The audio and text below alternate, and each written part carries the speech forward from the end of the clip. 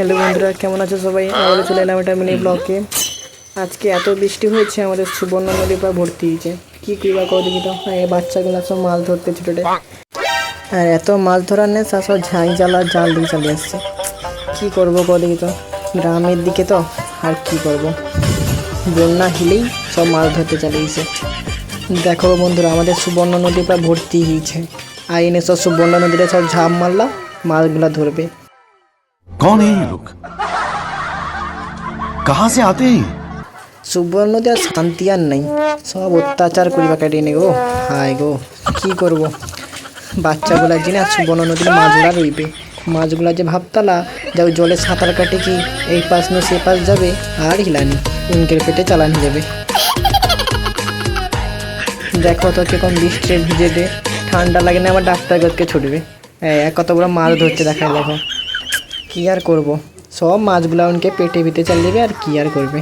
দেখো আমার কেটে অনেক তোয়ায় পুরতলা যাও তো তোয়া ডুবিয়েছে, আর ধান চাষ না পৌঁছবে, ধান চাষ হবে নি এবছর।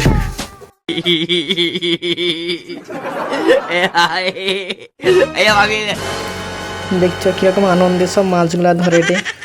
ও ধরু, আমি আর কি করবো, বসে বসে দেখি নি উনকে মাছ ধরাগুলা।